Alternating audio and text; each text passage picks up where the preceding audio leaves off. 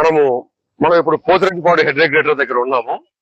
ఈ Pothireddypadu head regulator అనేది Srisailam reservoir లో ఉన్న నీటిని రాయలసీమకు తరలించడానికి అత్యంత కీలకమైన రెగ్యులేటర్ ఇది. ఎంత కూడా ఇక్కడ అంటే ఏ రిజర్వాయర్ కైనా ఏ విధంగా రెగ్యులేటర్ ఉంటుందో అదే విధంగానే శ్రీశైలం రిజర్వాయర్ కు అత్యంత కీలకమైన రెగ్యులేటర్. ఇప్పుడు మనం చూస్తున్న ఈ రెగ్యులేటర్ దగ్గర ఇది 44,000 క్యూసెక్కుల సామర్థ్యంతో రాయలసీమ నీళ్లు తీసుకుపోయే రెగ్యులేటర్. బట్ ఈ రిజర్వాయర్ ఎలా ఏర్పడింది అనేది మనం చూసుకుంటే కృష్ణానది మీద శ్రీశైలం దగ్గర ఒక ప్రాజెక్టు కట్టడం వల్ల 835 అడుగుల ఎఫ్ఆర్ఎల్ లెవెల్లో నీళ్లు నిలబెట్టినప్పుడు ఈ ప్రాంతంలో అంతా కూడా నీరు చేరుతుంది. ఈ ప్రాంతంలో అంతా కూడా రిజర్వాయర్మయంగా అవుతుంది ఇదంతా కూడా. అయితే మనం పెట్టుకున్న పోతిరెడ్డిపాడు హెడ్ రెగ్యులేటర్ మాత్రం 801 అడుగుల సముద్ర మట్టానికి నుండి పెట్టుకున్నాం. అంటే ఈ ఈ పోతిరెడ్డిపాడు హెడ్ రెగ్యులేటర్ అడుగు బాగా 841 అడుగులు ఉంటుంది.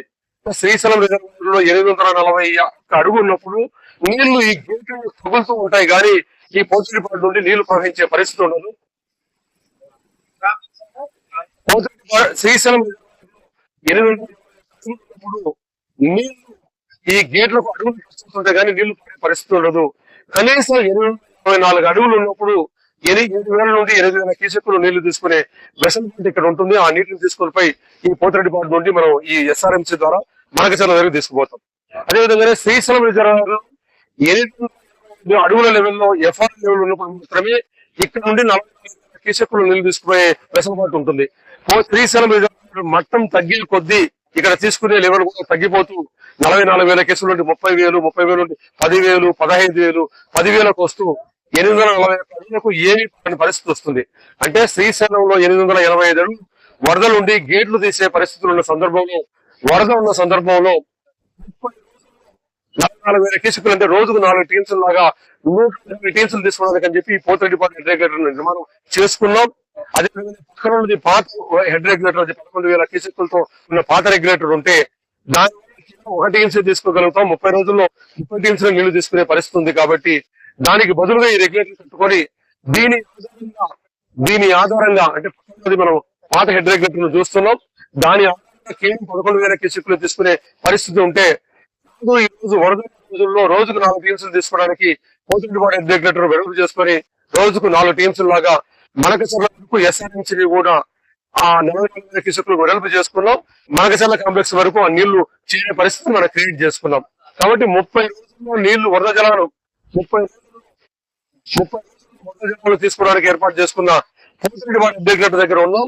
ఇది ఈ పోతిరెడ్డిపాడు హెడ్ రెగ్యులేటర్ నీళ్లు తీసుకోవడానికి ఇది చేసుకుంటున్న నీళ్లు కాదని చెప్పి సమాజం అంతా అర్థం చేసుకోవాలి. ఈ పోతిరెడ్డిపాడు హెడ్ రెగ్యులేటర్ వదిలే నీళ్లు శ్రీశైలం రైట్ మెయిన్ కెనాల్, ఇక్కడ దీన్ని ఎస్ఆర్ఎంస్ అంటారు. దీని నుండి బనకచర్ల కాస్ట్ రెగ్యులేటర్ దగ్గరికి పోతాయి.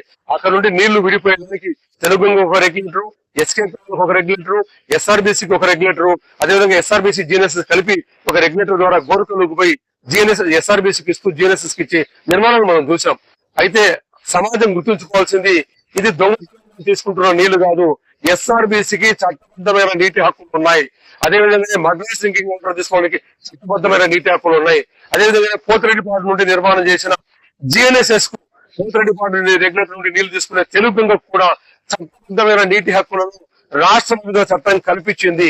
వీటన్నిటి ద్వారా కూడా 8 లక్షల ఎకరాలకు నీళ్లు చట్టబద్ధమైన హక్కులు ఉన్న ఈ ప్రాజెక్టు ద్వారా పోతిరెడ్డిపాడు హెడ్ రెగ్యులేటర్ కట్టుకుంటాం. దీని ద్వారా నీళ్లు ఎస్ఆర్ఎంసీ పోయి అక్కడ నుండి బనకచర్ల దగ్గర నుండి అన్ని ప్రాజెక్టులకు నీళ్లు పోవడానికి నిర్మాణాలు చేపట్టుకున్నాం. కానీ చిన్న అవాంతరాలు తొలగించుకుంటే ఆ నీళ్ళన్నీ అన్ని ప్రాజెక్టులకు చేరే పరిస్థితి ఉంది. ఆ ప్రాజెక్టుల రిజర్వ్ చేరిన తర్వాత 100 కోట్ల ఖర్చు పెడితే పంచాలు చేస్తే కేవలం 15 ఖర్చు పెడితే ఇమీడియట్ గా నీళ్లు ఇచ్చే పరిస్థితి ఉంది. ఆ పనులు చేయాలని చెప్పి ప్రభుత్వాన్ని నేను విజ్ఞప్తి చేస్తూ దాన్ని చేపట్టండి అని చెప్తున్నాం. ఇది న్యాచురల్ శ్రీశైలం దగ్గర చేసుకున్న ఈ రిజర్వాయర్ ద్వారా రాయలసీమకు చట్టబద్ధమైన హక్కులు తీసుకుంటున్న పోతిరెడ్డిపాడు హెడ్ రెగ్యులేటర్ దగ్గర ఉన్న విషయాన్ని గురించి మనం మాట్లాడుకుంటున్నాం. జై రాయలసీమ, జై జై రాయలసీమ.